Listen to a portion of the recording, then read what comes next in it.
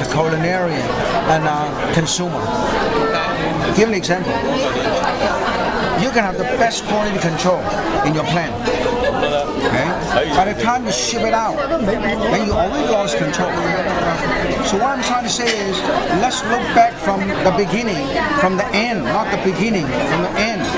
Just in case something happened, is there any way that there will be room for error, just in case something happened? Because if something happened to one case or two cases, doesn't work very well, then they say, oh, the whole shipment is no good. See? Give an example. The dish that are deep fried, the dish are heavily seasoned.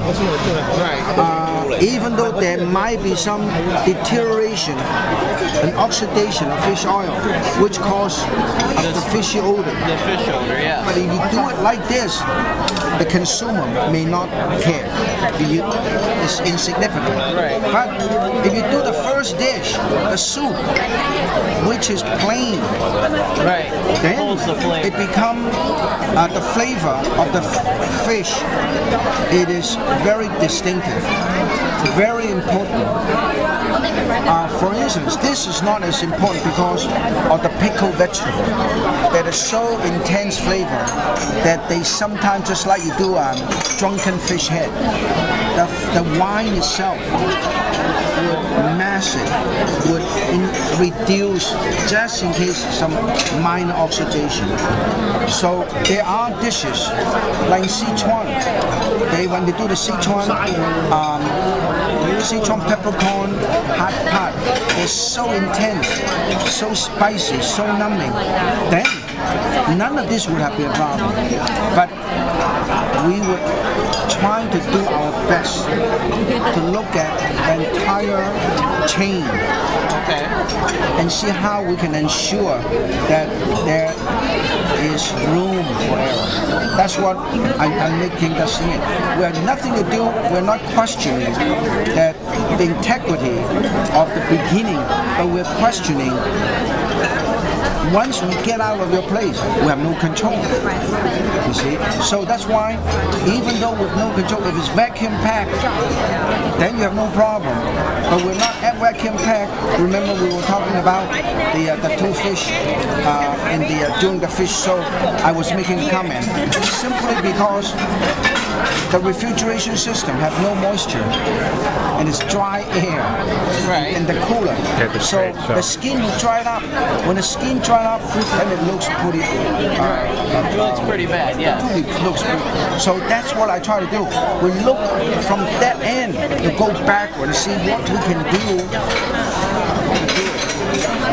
So that's why I said that my contribution to this project is not only to help you to promote the product, but to promote the product and to ensure the quality of the product, as well as develop dishes that are more than what we have to do. There's a lot of things we can do. When we go to Shanghai, we'll do the rice wine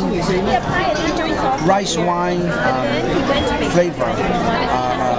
Drunken fish head. So we can create a lot of dishes specifically for different regional flavor.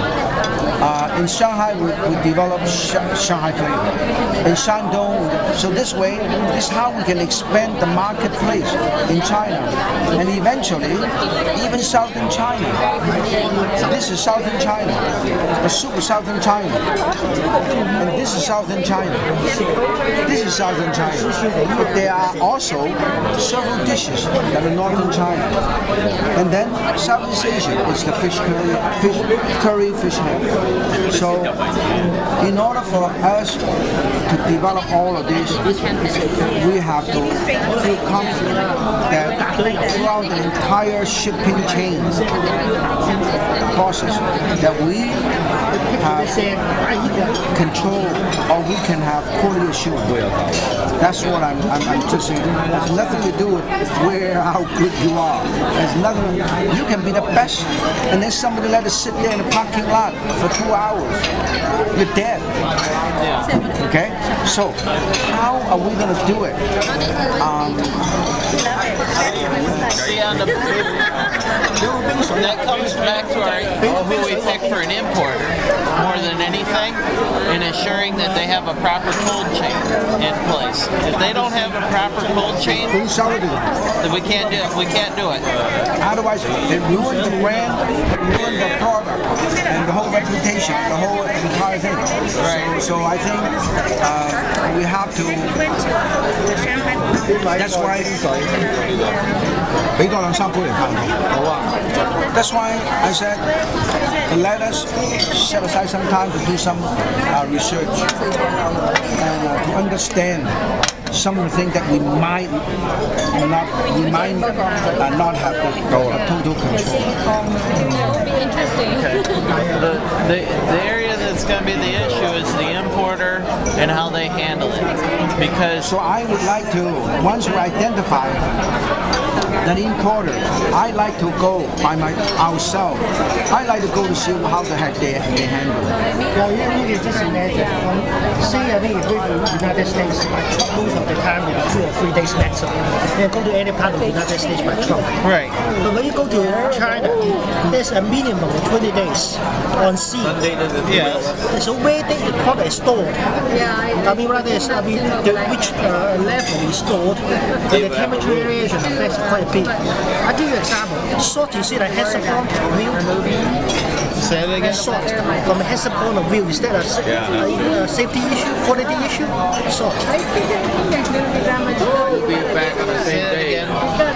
The salt you use in your food products. Salt. Yeah, I don't use salt. I'm just saying okay, example. yeah, when we come back Could this be a quality issue? I hope so. I don't think that's The amount of salt? No. Or the quality of the salt? The quality of the salt, of course. Usually salt is so such a use so common. It's not a quality issue, important quality issue. But the salt used in China, because so cheap, a lot of times they store right next to the mechanical room, or the tugboat. Right. And therefore, it's a major quality issue. So the quality depends on the end user. The entire, how it's being handled. It's not necessary because, salt is not a big deal. I would never check salt if it's United States. There's more important critical I think Alfred is making a point. Our standard of quality control is not the same as in developing countries. In places over there, this is okay, but to us, it's not okay. So what we have to do is when we identify the distributor, we have to understand and find out that whether they are suitable for this kind of product.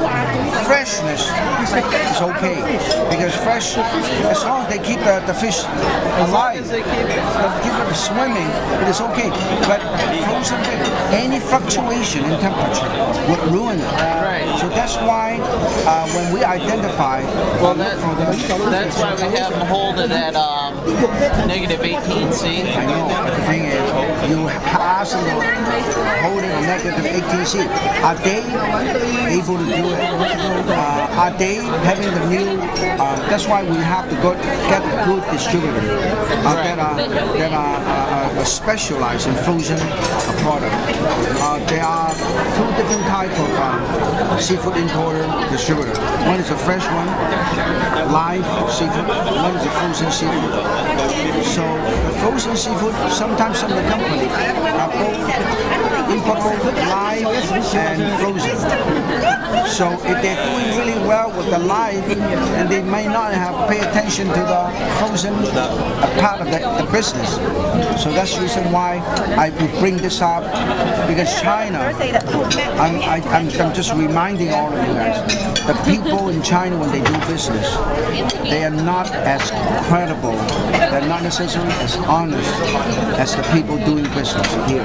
Because here, anything happen, you can sue them. How can you sue the people in China? You can't sue them. You don't. Okay. So I just want to,